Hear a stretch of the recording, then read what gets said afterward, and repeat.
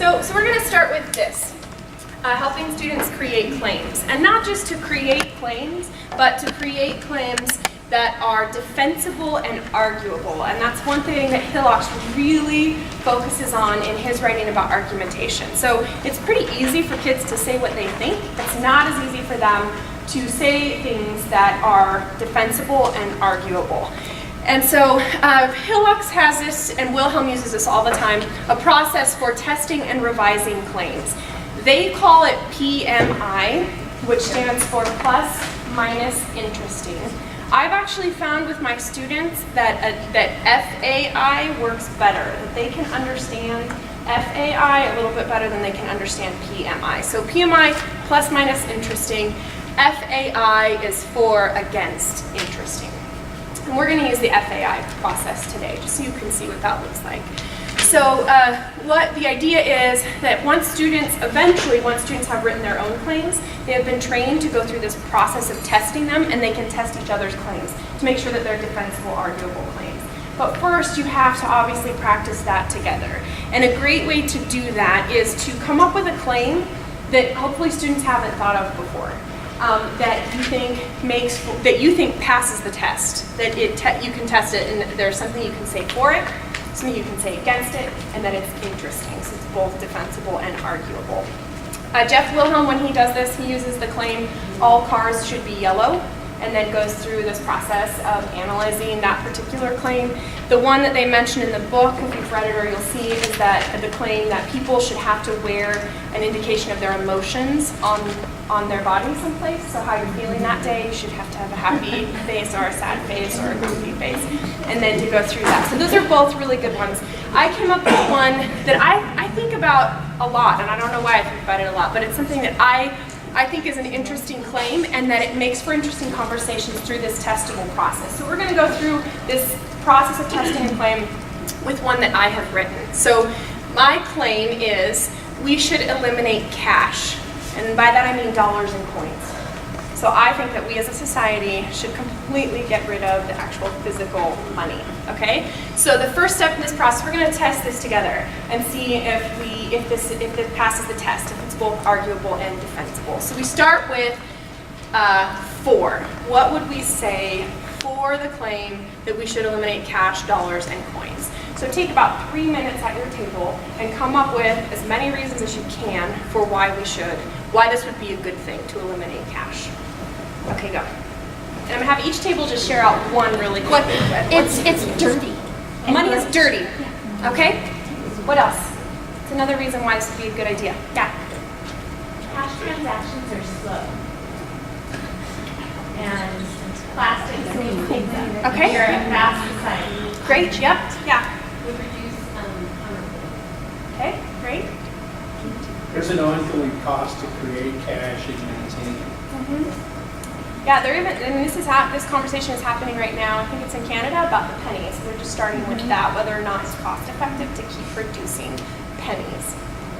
Any other reasons why this would be a good idea? Yeah. People steal money. Oh, yep. I heard them talking about that over here too. Can't pickpocket, right? If you don't have cash to take out of your pocket. Your purse would weigh less. Your purse wouldn't weigh as much. Your mic is over. Any other reasons for? A lot of pennies. All those coins at home. Yeah. I never have it. It's become kind of becoming obsolete. Not, but maybe going that way. We already have a system in place to take the place of cash. Yeah, so we've got credit cards that we can use. Yeah. It's inconvenient to change currencies when you travel. And there's always a fee. Yeah. So then we wouldn't have to deal with that currency exchange anymore. Okay, so far this claim passes the first step in the test. We have a lot of reasons why this would be a good thing. We have a lot of arguments for this. Okay, now the next step is against. So in your groups, take about 3 minutes, talk about what are reasons why this would be a bad thing. It's against. Why would this not be a good idea? Yeah. We said people eliminate jobs. Okay, so we'd lose jobs for people who create, who print money, okay? Or who handle money. Oh, people at banks who handle money? Retail, okay? No longer would they just steal the couple $100 out of your wallet, they can suddenly steal all of your retirement out of your identity. Oh, so maybe more, we might get rid of pickpocketing, but there might be more identity theft. Yeah. It'd be hard to teach kids about the value of money since a debit card's not tangible. As a history teacher, we should be prideful about our money. It's a sense of identity, who Yeah, we what are, I and heard the you- people it's on tradition. it. It's tradition. Yes. Yeah. There are fees, there's going to be fees attached to not using cash, your cards and their password. Yeah, we were actually talking about this morning, that some places, and there's conversation around this, but some places where you have to pay a fee to use your credit or debit card, and that, who was saying this? Rhonda, were you saying, or Jackie, that there's talk of that happening all the time, that you would always have to pay a fee for using your credit or debit card? Yeah.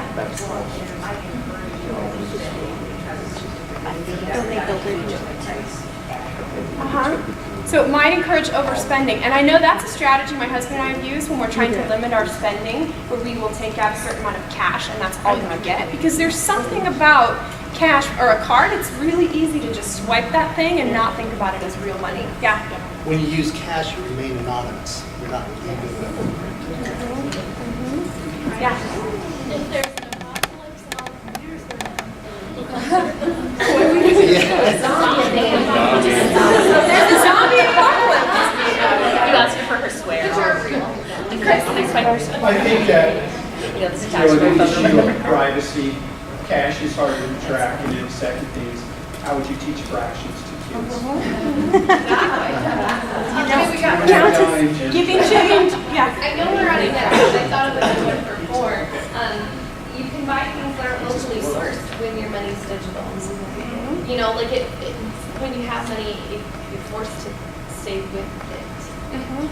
Versus spreading out to other places. Yeah. Sure. Okay, so we passed the against test, I think. We got a lot of reasons why this wouldn't be a good thing. And then the last one, and we're actually kind of getting into some of the interesting stuff here. So the last one I want you to talk about is what is interesting about this claim. And a lot of times the interesting stuff comes in the form of questions. So I have one example, and I was just thinking about this based on a recent experience. I'm wondering what this would mean for small businesses. Recently, I traveled to see my sister in North Dakota, and I had never been to North Dakota before, but it's a very different world in North Dakota. And I was surprised. We were traveling around doing some kind of touristy stuff, and so many places I went to would not take my credit or debit card, and they would take a check or cash only, and that kind of blew my mind.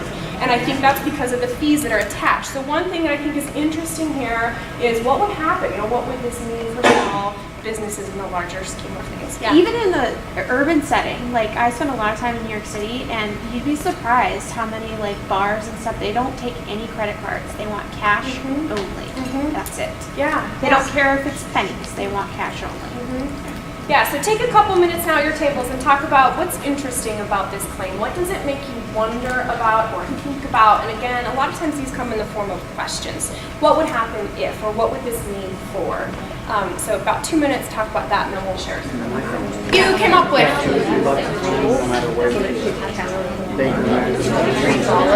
Bank of America is 13. What's interesting about this? What does it make you wonder about?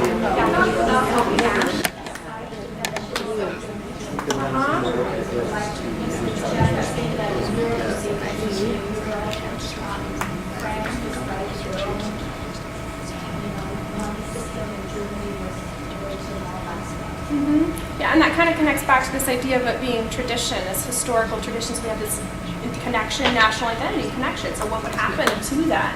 Yeah, Jackie?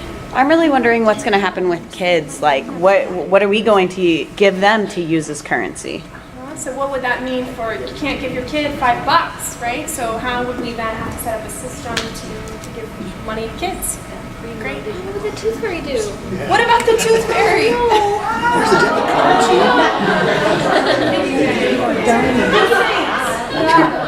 Chris? I think it brings to mind the whole idea of currency or money at all as a symbol rather than a real thing. You know, it's symbolic. Whether it's a paper dollar or a coin or a card, you know, what has real value as opposed to currency. Yeah. My question is, how will privacy be impacted? That's the scariest thing.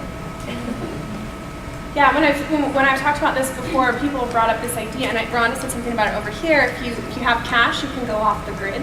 So there's that side of things. And then I've heard people bring up before the idea that drug transactions and other illegal transactions are done through money. So what would it mean for larger ramifications for that if people can't do that with cash money? So I think, based on your conversations, I would say that this claim passes the test, right? And you would want to make sure with students you pick one that would pass the test so that you can take them through that process of showing them what it means to find something that is arguable, that has two sides to it, that is also defensible, and that's interesting to talk about.